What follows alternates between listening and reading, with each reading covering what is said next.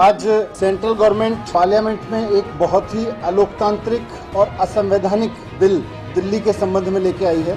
केंद्र सरकार दिल्ली सरकार को चलाने का जो GNCTD एक्ट है, government of national capital territory Delhi act, इसमें बदलाव करने के लिए एक अमेंडमेंट बिल लेके आई है। ये जो अमेंडमेंट लेके आ रही है केंद्र सरकार, भारतीय जनता पार्टी की सरकार, ये जैसा मैंने कहा कि संविधान के खिलाफ है और साथ साथ लोकतंत्र के खिलाफ है। और इस बिल में लिखा हुआ है कि दिल्ली सरकार, मतलब इस बिल के लागू होने के बाद दिल्ली सरकार का मतलब होगा लेफ्टिनेंट गवर्नर। दिल्ली में चुनी हुई सरकार का मतलब अब कुछ नहीं रह जाएगा। दिल्ली में सरकार का केवल एक मतलब होगा लेफ्टिनेंट गवर्नर। ये बहुत ही खतरनाक अमेंडमेंट है, लोकतांत्रिक हिसाब से देखें और संविधान के हिसाब से देखें, दोनों तरफ से। और दूसरा इसमें लिखा हुआ है कि जो चुनी हुई सरकार है, मंत्रिमंडल है, वो जो भी फैसले लेगा उसकी फाइल अब LG के पास भेजनी पड़ेगी, हर एक फाइल।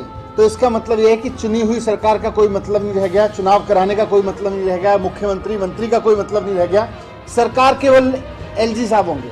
तो ये एक बहुत ही तानाशाही भरा अमेंडमेंट है। और दूसरा, जैसा मैंने कहा, हर एक फाइल LG के पास भेजनी पड़ेगी। ये भी अपने आप में एक बहुत तानाशाही भरा है कि फिर सरकार चुनने का मतलब क्या रह गया? फिर चुनाव क्यों करवाते हो?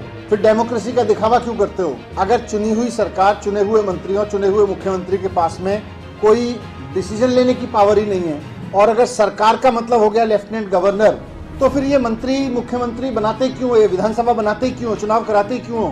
ये लोकतंत्र होने का, लोकतांत्रिक होने का ढोंग क्यों करते हो? इस कानून के बाद ये जो सुप्रीम कोर्ट का जजमेंट है, ये इसको उलट दे रहा है। यानी कि सुप्रीम कोर्ट के जजमेंट को उलटने का मतलब है कि ये कॉन्स्टिट्यूशन को उलट रहा है। कॉन्स्टिट्यूशन में लिखा हुआ है कि चुनी हुई सरकार के पास पावर होंगी, 3 सब्जेक्ट को छोड़ के। ये कह रहे हैं कि चुनी हुई सरकार के पास में 3 सब्जेक्ट तो छोड़ दीजिए, किसी भी मामले में चुनी हुई सरकार सरकार ही नहीं होगी, लेफ्टिनेंट गवर्नर सरकार होंगे। और दूसरा कह रहे हैं कि मंत्रिमंडल को हर एक फाइल अपनी वहां पे भेजनी पड़ेगी LG के पास में। फिर ऐसे कैसे काम चलेगा? ऐसे कैसे सरकार चलेगी? फिर मंत्रिमंडल बनाई क्यों रहो? चुनाव करवाई क्यों रहो? जो भारतीय जनता पार्टी का अप्रोच है, केंद्र में बैठ के जनता के निर्णय के खिलाफ इस तरह की हरकतें करना, साम दाम दंड भेद, किसी भी तरह से पहले तो चुनाव जीतने की कोशिश करना, जब जनता चुनाव में हरा दे तो उसके बाद चुने हुए MLAs को खरीद के सरकार बनाने की कोशिश करना, सरकार चलाने की कोशिश करना।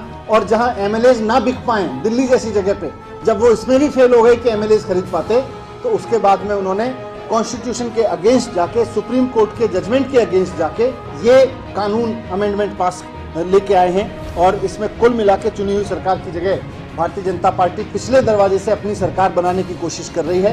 ये सवाल सिर्फ आम आदमी पार्टी और भारतीय जनता पार्टी का नहीं है, ये इस देश के संविधान के ऊपर बहुत खतरा है कि केंद्र में बैठी हुई सरकार क्या कोई भी कानून पास करके जनता द्वारा चुनी गई सरकार को साइड करके गवर्नर और लेफ्टिनेंट गवर्नर के जरिए सरकार चलाने का नया तरीका खोज के लाई है। वो भी तब जबकि उसके खरीदने पे उसको MLAs नहीं मिल रहे या जनता ने उसको जीरो पे कर दिया। तो ये बहुत गलत चीज़ कर रहे हैं। मैं आपके सामने रखना चाह रहा था, अनकॉन्स्टिट्यूशनल इलीगल चीज़ कर रहे हैं।